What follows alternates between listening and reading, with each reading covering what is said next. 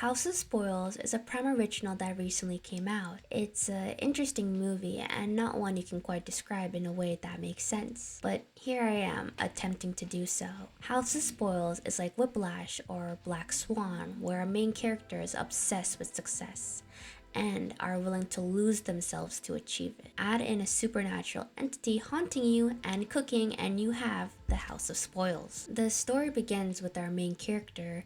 I realized actually doesn't have a name. It's never mentioned, and they're simply called Chef. Chef is an up-and-coming talented cook who works a stable job at a fancy restaurant. She wants to move on to opening and owning her own restaurant. We find this out as she tells her boss and mentor that she's quitting. Her boss does not take it well and reacts like a jerk and tells her she would fail and come crawling back. Even though he was so mean to her, it was because he wanted her to stay, which I thought was cute, but I just thought it was really funny that he did it in such a mean way. He's like, I miss you so much. undeterred, she carries on.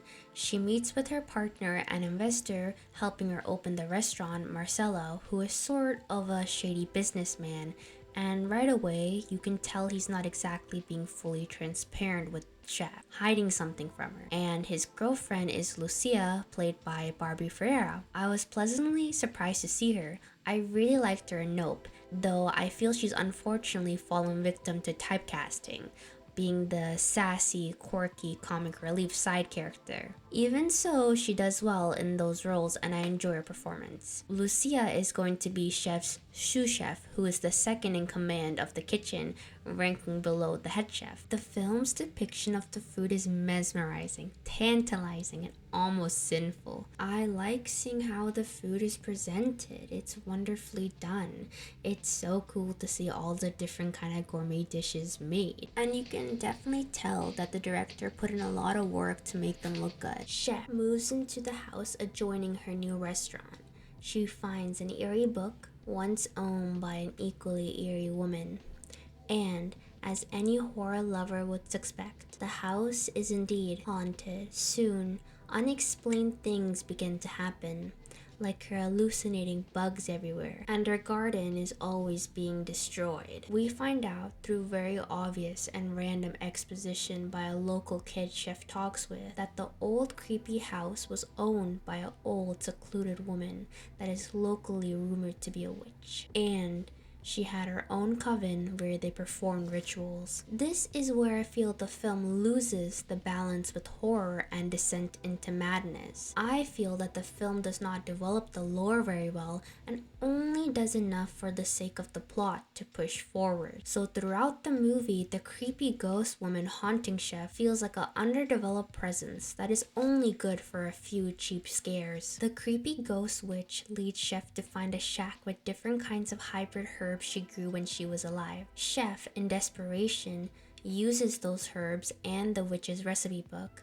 Chef is then able to cook an incredible and delicious meal using those ingredients. However, if Chef stops using the ingredients, things start to go horribly wrong. I presume her embracing the witch's way is a metaphor of her accepting her madness. But the way the film shows this falls severely short, since the ghost witch's presence is merely a reminder from the film that this is a supernatural ghost movie too. The concept is interesting, but the execution, not so much. In fact, I would argue that it is much more interesting in the aspect of the horror and stress it comes with opening a new restaurant, especially being a woman in such a cutthroat industry, because I was generally more invested and stressed about Chef being able to successfully open the restaurant with the stakes being so high and nothing going horribly wrong. I would have preferred it if they did not show the ghost stuff and made her have to learn about the past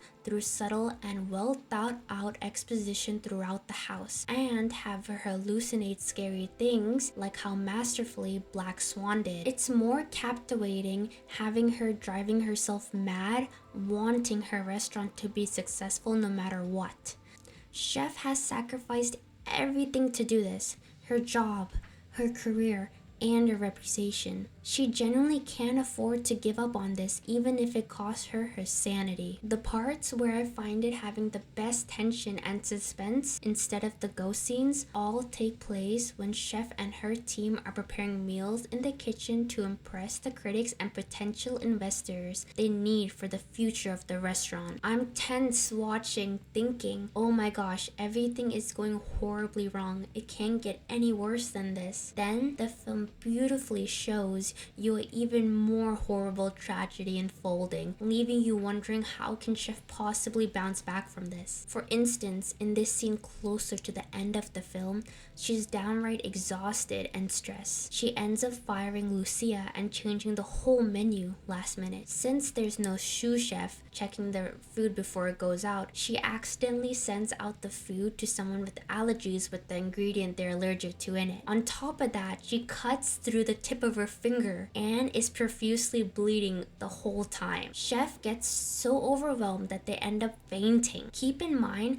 this all took place the night before their official opening night. This dinner was a pre-opening to get a practice run. Doesn't leave you much hope for the future, does it? And makes the stakes even higher. Moments like these were so fun to watch. My biggest issue is the build up to the ending, which is when they have the official opening night of the restaurant. I really thought that Feed the Soil meant to commit a human sacrifice, that she needs to kill someone to appease some sort of ancient pagan god for her to grow yummy vegetables and fruits like the witch before her. I really thought she was gonna kill the businessman guy, Marcelo, which would be feeding the soil, but no, she kills a rabbit instead, which she could have done a lot sooner, and it has way less impact or any emotional weight. All that build-up felt like it was for nothing. I don't exactly know if that fed the soil, but after, with some movie magic, she was able to harvest the vegetables and fruits and magically make dishes outside with tables and everything. The film ends with all the cooks enjoying the meal, celebrating, the critics having fun, concluding with Chef surrendering to madness, bound to the soil to feed it forever.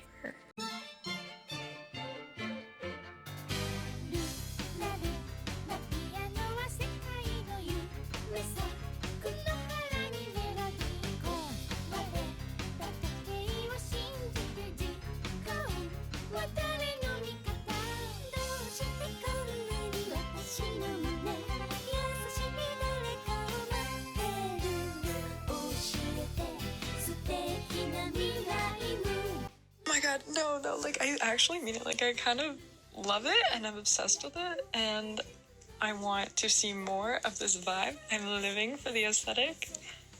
It's beautiful. It is a masterpiece, like, truly. This is, like, all I want to see when I open YouTube. Like, I mean that so genuinely, like, I genuinely think it's so sick, like, I love it.